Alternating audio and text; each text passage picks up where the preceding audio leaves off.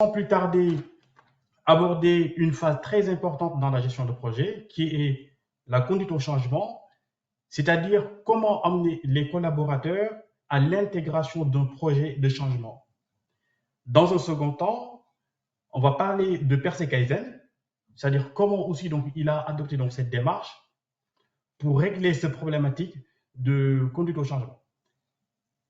Après, donc, ce sera le chantier de préparation et déroulé avec la démarche DMAIC, c'est-à-dire avec la Persei Kaizen, on utilise la démarche définir, mesurer, analyser, innover et contrôler.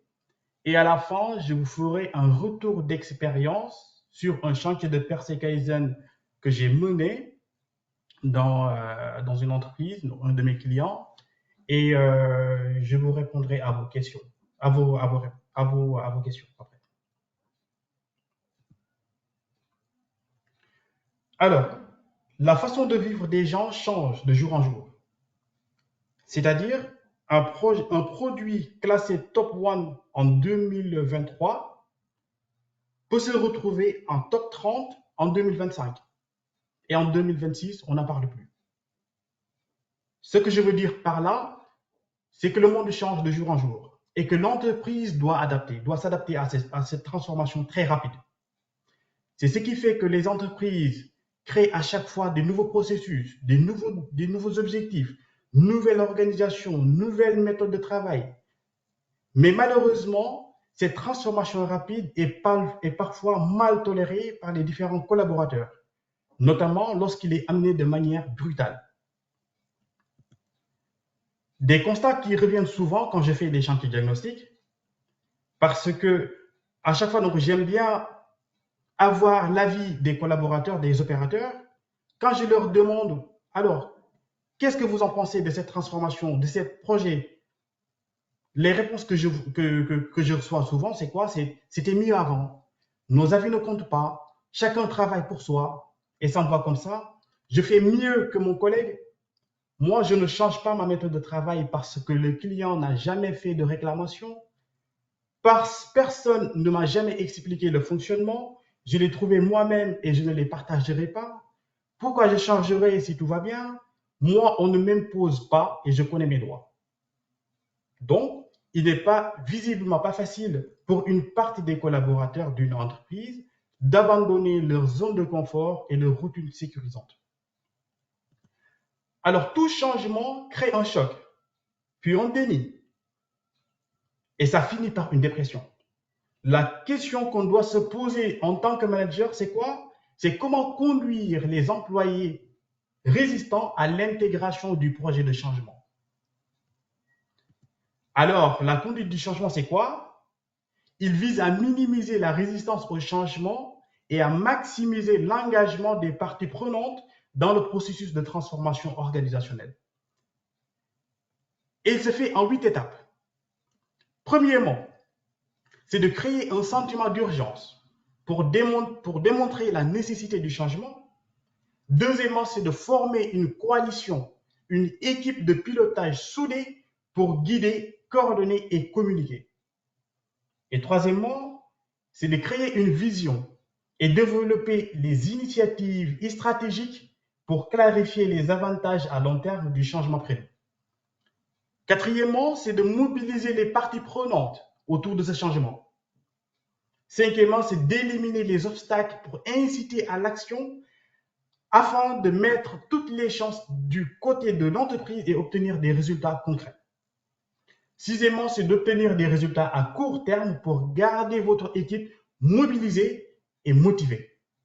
Et septièmement, c'est de bâtir sur les premiers acquis et poursuivre invariablement sur votre lancée en multipliant actions et initiatives pour concrétiser votre vision. Et huitièmement, c'est de consolider définitivement les changements et ancrer les nouvelles pratiques dans la culture de l'entreprise. Sur ce qui suit, on verra comment la Persei ou la méthode Kaizen a mis ces 8 piliers, que je les appelle, en pratique. Alors, la méthode Kaizen est née dans les années 50 au Japon dans le cadre de l'éclosion du Toyota Production System qu'on appelle TPS, qui donnera ensuite le cadre pour la philosophie du Lean. Mais c'est Masaki Imai qui a rendu célèbre donc, cette méthode en Occident dans les années 90.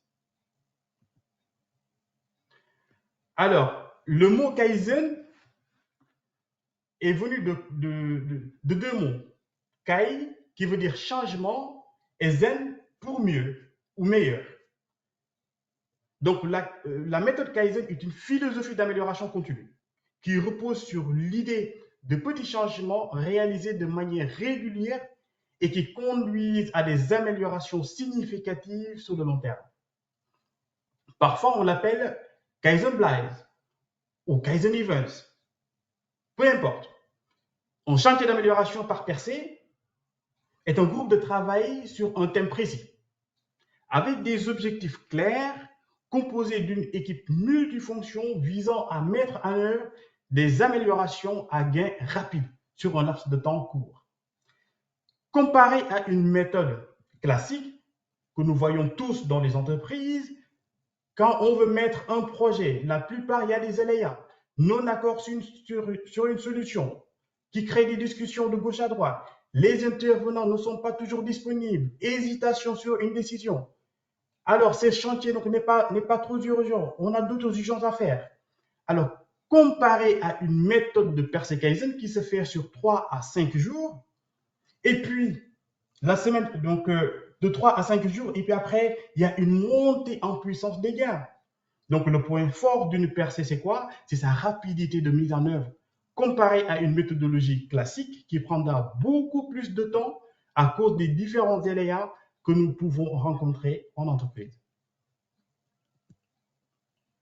Les principes d'une percée, c'est quoi? C'est d'éliminer systématiquement les gaspillages qui n'apportent aucune valeur ajoutée. Une valeur ajoutée, donc déjà, c'est quoi? C'est ce que le client est prêt à payer. Un chantier devant être partagé par l'ensemble des collaborateurs, animé par l'encadrement direct, soutenu surtout par la direction et les services fonctionnels, et soigneusement préparé d'une durée très concentrée pour favoriser l'engagement maximum et minimiser les perturbations. Dans quel objectif on fait ça? Dans l'objectif d'obtenir du progrès, vite, fort, ensemble, fédérer et faire adhérer au changement permanent, permettre le développement rapide et l'intelligence collective et du changement de culture. Parfois, on utilise des outils. On emprunte donc des outils de ligne, comme les 5S, les SMED, auto-maintenance, les 5S, donc, dont le but, c'est de gagner en efficacité en améliorant votre environnement et conditions de travail. Ou soit on utilise du SMED, le Single Minute Exchange of Die, pour réduire les temps de changement de série. Ou c'est de remettre et conserver le bon état des équipements en utilisant l'auto-maintenance. Donc tout ça, c'est des objectifs qu'on peut avoir dans les percées de Kaizen. On utilise aussi donc une démarche pour faire de la percée Kaizen, une démarche qu'on appelle DMAIC. Donc le 1, c'est de définir, donc mesurer, analyser, innover, contrôler. Donc sur ce qui suit, donc on va bien détailler donc cette démarche DMAIC.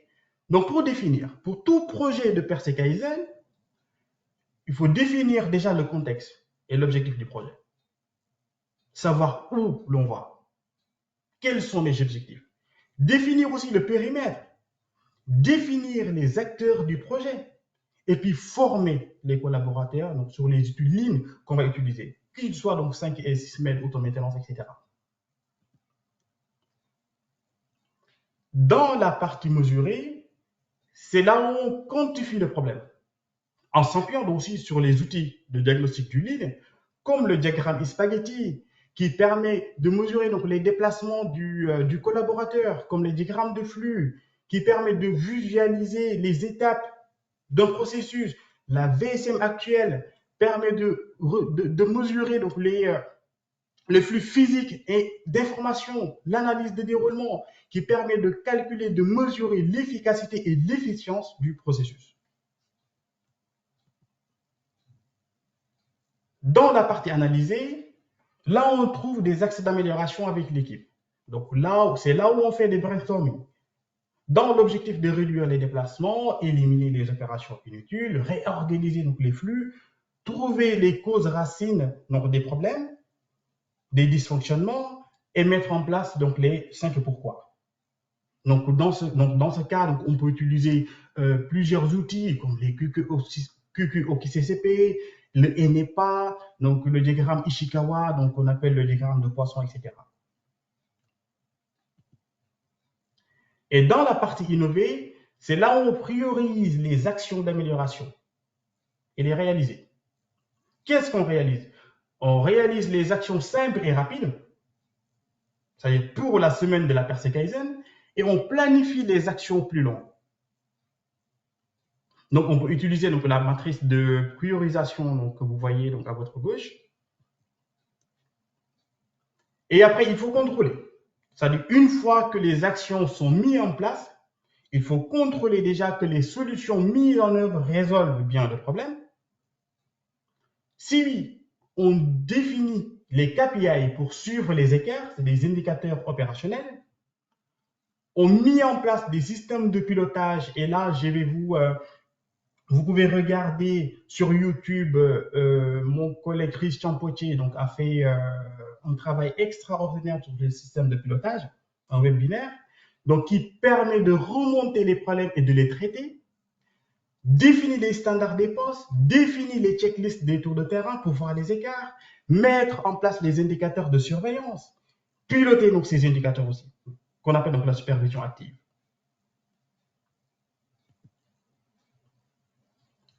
Donc là, c'est un cas concret. Donc c'est un sujet donc, de Persei Kaizen donc, que j'ai fait dans une entreprise, un de mes clients. Premièrement, ce qu'il faut faire donc, dans une Persei Kaizen, c'est de définir les enjeux. C'est quoi? C'est améliorer les conditions de travail et améliorer la production de 40%. C'était ça les enjeux. Avec l'équipe, on a défini les objectifs. C'est quoi? Avoir des postes ergonomiques et sécurisés, avoir des zones périphériques identifiées, zones d'approvisionnement et évacuation standardisées, outillage au poste et former les collaborateurs, donc c'est les 5 et 6 semaines. Ça, c'était dans la partie définir. Et dans la partie mesurer, avec l'équipe, on était sur le terrain. On fait de l'observation dynamique et statique. On fait des diagnostics post. Ça, c'est l'évaluation. On évalue le poste. Ergonomiquement, comment est ce poste? Est-ce que les problèmes remontent? Niveau 5S, est-ce que les choses sont bien rangées? L'organisation des équipes de production, comment est organisée donc la production? L'organisation de l'espace de travail. Est-ce que l'opérateur peut travailler? Quels sont mes dysfonctionnements? Donc là, on évalue. On relève aussi les dysfonctionnements du poste, du moins. Mesure aussi donc la cadence actuelle. Qu'est-ce que ça sort? Donc je vais mesurer aussi en 1 heure combien de produits que je sors. Dans la partie analysée, donc là on va utiliser des outils du Lean comme les spaghettis pour mesurer donc les déplacements du produit mais aussi de l'opérateur. Donc dans quel but? Dans le but de réduire ces déplacements et de créer plus de valeur ajoutée et de réduire donc les non-valeurs ajoutées. Comme exemple, quand vous voyez ce diapo, là, il y a beaucoup de vert, de noir, donc à chaque fois, donc, il y a des déplacements, etc. Et avec l'équipe, donc, on a réussi à créer ça. Mais c'est juste de la théorie jusqu'à présent. Là, on va définir avec l'équipe le plan d'action du chantier, prioriser donc les actions simples qu'on peut faire cette semaine, donc la semaine de la Persei Kaizen, et aussi donc de mesurer les gains. Comme exemple, donc là, c'est le plan d'action, comme vous pouvez voir, que j'ai fait donc avec l'équipe, avec les gains.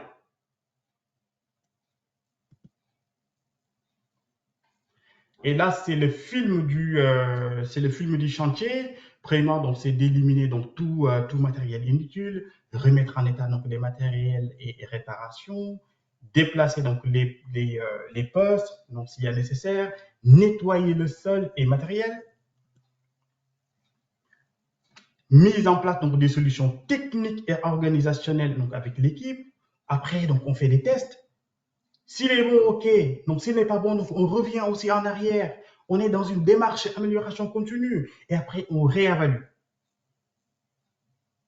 L'ergonomie, VA, niveau 5S du poste, l'organisation de l'espace de travail, l'organisation des équipes de production.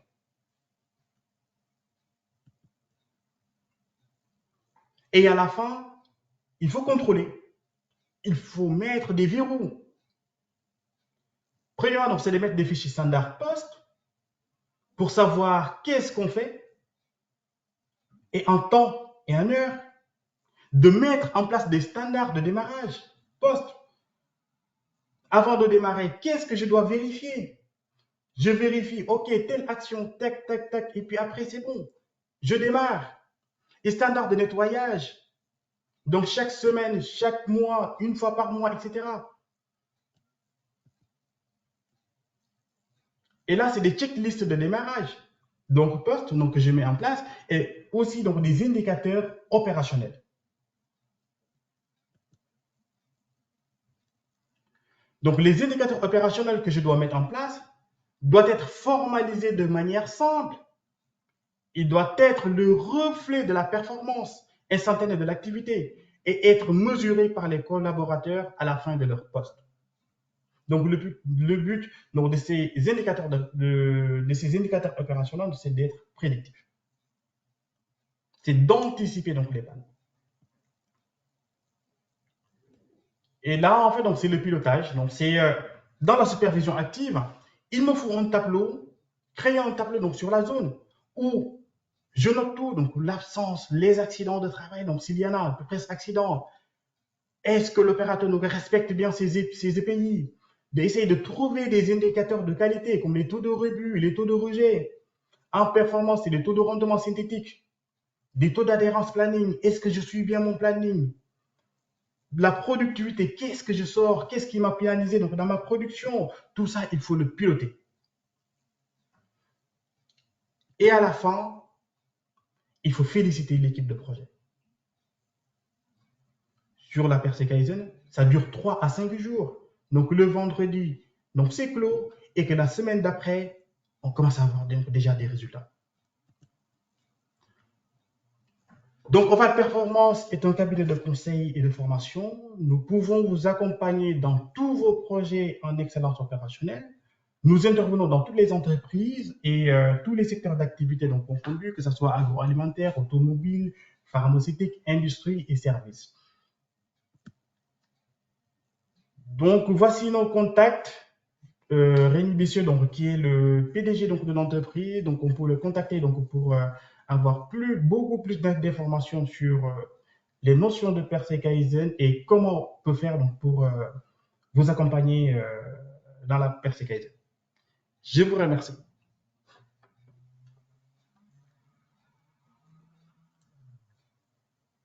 Et si vous avez des questions, vous pouvez me les noter sur le module questions à droite. Et on va passer à une discussion.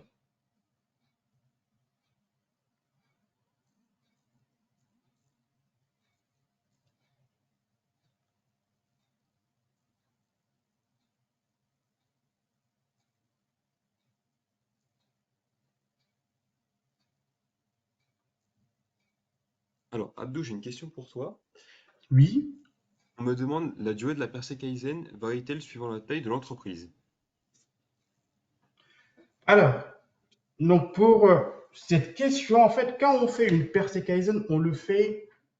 C'est-à-dire qu'aujourd'hui, on parle de Percé Kaizen. C'est-à-dire, j'ai un problème, donc je le fais. Donc, du coup, ça ne dépend pas de la taille de l'entreprise. Donc, ça dépend juste en fait donc, de l'objectif. Donc, ça dure 3 à 5 jours. Et puis, non, ça ne dépend pas du tout en fait donc, de la taille de l'entreprise. Ça dépend juste en fait donc, du problématique.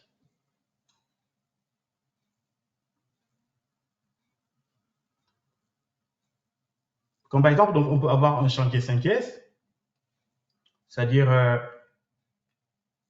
on a des outils donc, qui se perdent, donc on perd du temps donc, sur ça. Donc, du coup, qu'est-ce qu'on fait? Donc, on met une semaine, et puis après, la semaine d'après, on commence à avoir des résultats. Donc, quelle que soit la taille de l'entreprise, donc ça dure 5 jours.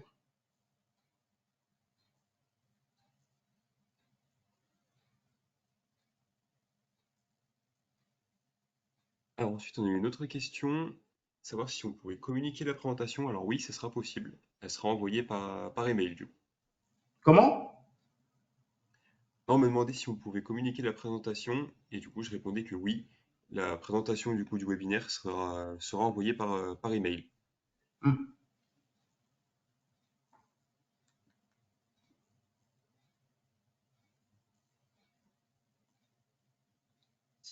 J'ai une autre question pour toi du coup, Abdou. Quels sont les acteurs de ces chantiers?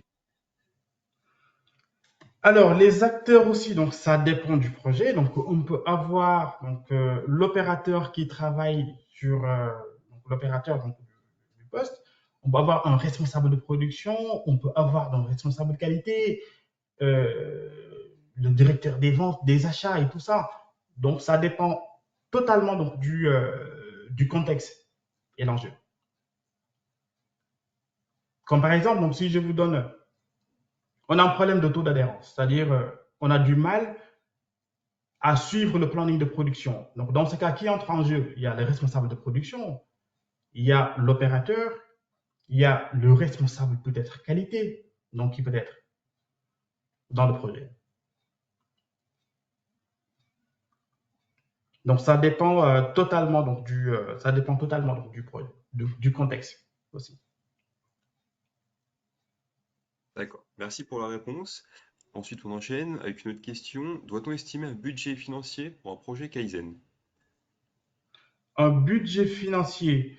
Euh, Avant de démarrer un chantier de Perse Kaizen, bien sûr, donc on doit le budgétiser. Et là, en fait, donc c'est ce que je vous ai dit au début. On doit avoir la direction donc comme support. Donc du coup, avec ça aussi, donc c'est pareil.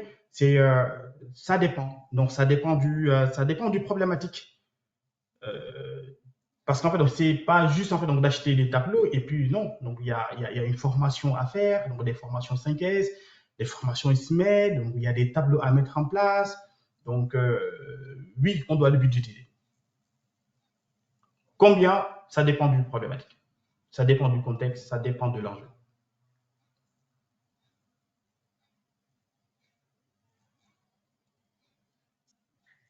Pour rebondir du coup sur cette question, en termes de budget, après il y a un devis à établir. Donc n'hésitez pas après à nous contacter. Vous avez toutes les informations pour nous joindre par téléphone, par mail. Et un devis du coup sera établi ensemble.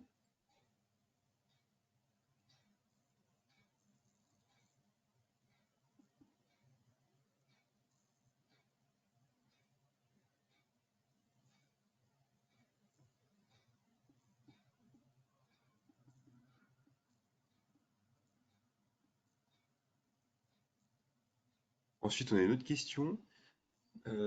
Alors, il s'agit de est-ce que les 5 jours comprennent toutes les phases du DMAIC, pardon, ou est-ce que le Oui, D est déjà défini à l'avance? oui. Donc dans la phase définir, donc là on définit les enjeux et les objectifs du projet. Donc ça se fait au début. Donc, quand on démarre donc la percée Kaizen, ça dure du lundi au vendredi. Donc, déjà le lundi, donc on a tout. On a donc toute la phase définir. Après, donc la phase donc, mesurer, donc là c'est sur le terrain. Donc, on mesure les dysfonctionnements et tout ça. Donc, normalement, le mercredi, on commence donc les actions. Pour répondre à votre question, bien sûr, donc dans la phase définir, on le fait avant, avant la mise en action, le lundi quoi. D'accord, très bien, merci. Encore une autre question. Donc, est-ce que l'équipe est forcément pluridisciplinaire? Oui, oui, oui. Pourquoi? Parce que dans la phase mesurée et analysée, je vous ai parlé de brainstorming. C'est-à-dire, l'idée que les opérateurs ont peut être différente de l'idée du responsable de production, qui peut être différente de l'idée du responsable de qualité, ainsi de suite, ainsi de suite. Donc là, on préfère donc travailler avec une équipe pluridisciplinaire.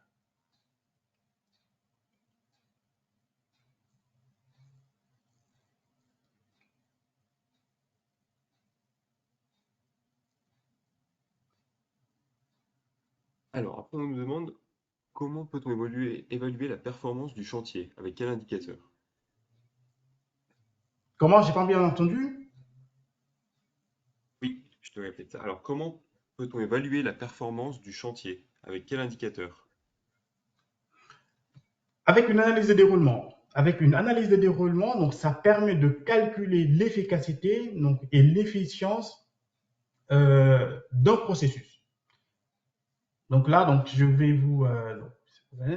Donc, il y a une analyse de déroulement. Donc, chaque étape ou bien chaque action faite par l'opérateur, donc, on le chronomètre en temps et la distance qui sépare donc, entre deux opérations. C'est-à-dire, il peut prendre un produit A et le déplacer donc, d'une zone A à une zone B.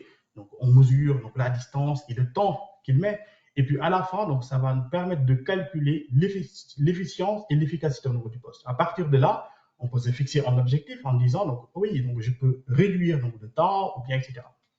Donc là, on peut bel et bien donc, mesurer l'efficacité donc, de la percée Kaizen à travers ces indicateurs-là. Donc, il y a beaucoup de KPI. Hein. Donc, on peut aussi donc, le mesurer à travers le taux de rendement synthétique, donc le TRS, donc ainsi de suite. Ouais.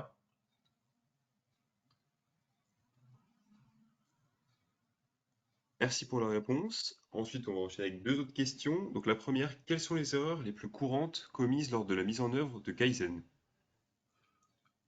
Toute l'erreur, ça vient dans la phase définir, c'est-à-dire mal définir donc, ton objectif, ou bien donc mal aborder donc, une problématique du moins. Donc là, en fait, donc, c'est des erreurs qui viennent souvent donc, dans la phase donc, définir et mesurer. Tous les erreurs, c'est là. Définir, donc mesurer.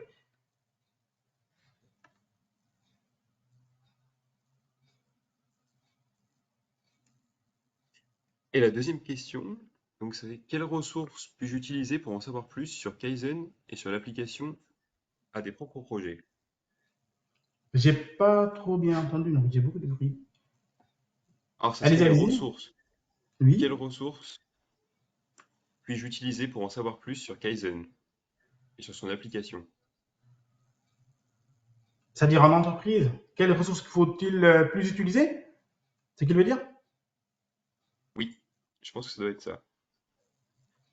Bah, si je N'hésitez pas, du comprends coup, la bien, donc, personne qui m'a envoyé cette question, de compléter votre question pour qu'on puisse y répondre de manière plus pertinente.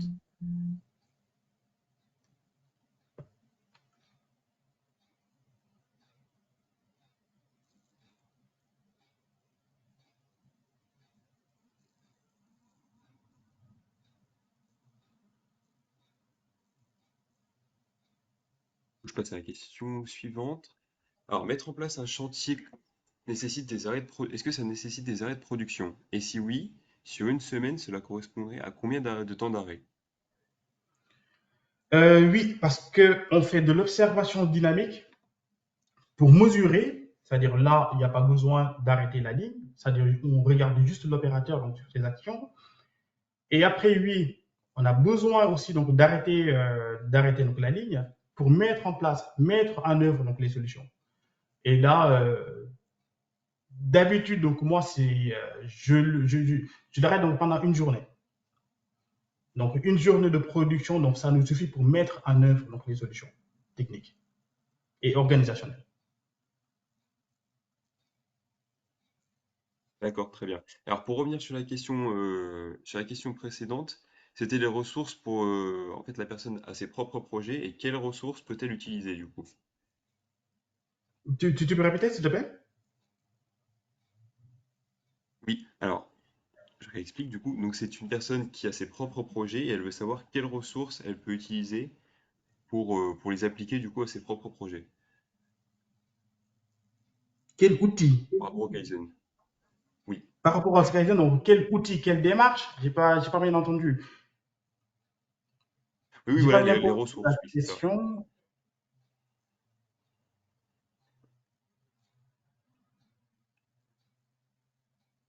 Oui, Franck? Oui, oui, les ressources, c'est ça. Ah, les ressources qu'il peut utiliser. Bah, si c'est une Oui, démarche, exactement. bah, si c'est une démarche, donc c'est, je sais pas, donc si je réponds bien, donc il peut plus clarifier donc la question, hein. Donc, si c'est une démarche, donc c'est ce que j'ai expliqué, donc la démarche donc d'MAIC, donc c'est quasiment donc la même chose que PDCA. Comme ressources, oui, donc comme ressources, donc démarche, donc c'est ça, donc comme ressources humaines, donc je sais pas donc s'il parle de ressources humaines plus ou pas, mais j'ai pas trop bien compris la question.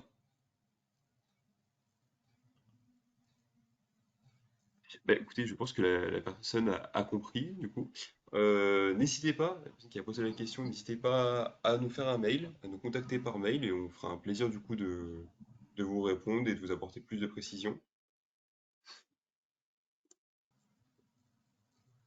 J'ai vu une autre question également. Alors, je vais te la lire, du coup, Abdou. Je suis actuellement à la recherche d'une template qui me permet de faire des modèles de diagrammes spaghetti.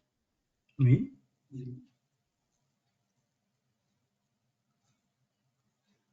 Tu peux répéter, Franck?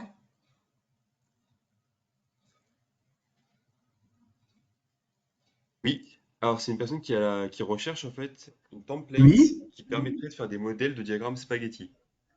Ah,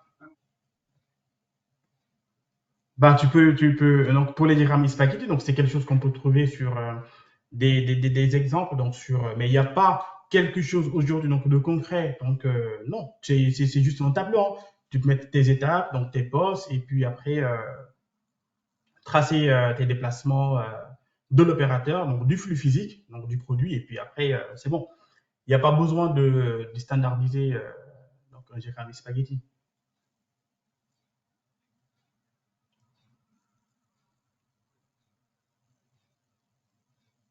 Je ne sais pas donc si j'ai bien répondu dans sa question. Oui, oui, c'est bien ça. Ensuite, on a une autre D'accord. question complète du coup. Alors, pour se renseigner sur la démarche Kaizen, as-tu des ressources littéraires, des références de ressources littéraires à ce sujet à conseiller? Donc les ressources, donc ça dépend totalement de l'objectif donc du projet, totalement de l'objectif du projet et ses enjeux. Si c'est un problème purement donc technique, là bien sûr donc on a besoin de l'opérateur, donc mais là ce sera plus donc la partie recherche et développement, conception produit, ainsi de suite. Donc si c'est un problème qui est juste comme par exemple améliorer donc la production de 40% comme j'ai l'exemple que j'ai dit là, ça peut être plus divers. Comme par exemple, tu peux mettre beaucoup de ressources, comme responsable de production, responsable de qualité, responsable R&D, ainsi de suite. Mais tu n'as pas besoin, comme par exemple, des responsables achat, vente, tout ça. Donc, c'est en fonction des problématiques, c'est là que tu choisis, donc le personnel de la personne, donc l'équipe de la personne Kaizen.